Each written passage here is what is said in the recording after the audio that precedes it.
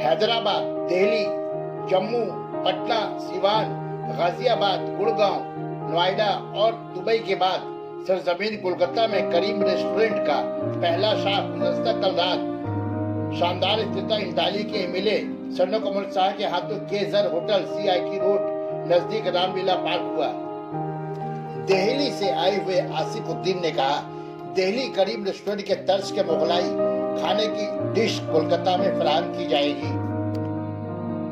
करीम restaurant गुजरते दिन के साथ मजबूत से मजबूत होता जा रहा है।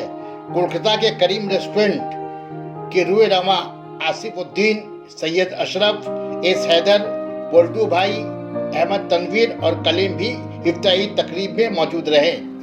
इनके अलावा MP नदीमुल हक, अमीरुद्दीन बॉबी, सदर मोहम्मद स्पोर्टिंग क्लब, इश्तियाक अहमद राजू, अलहाज मोहम्मद कमर भी मौजूद रहे।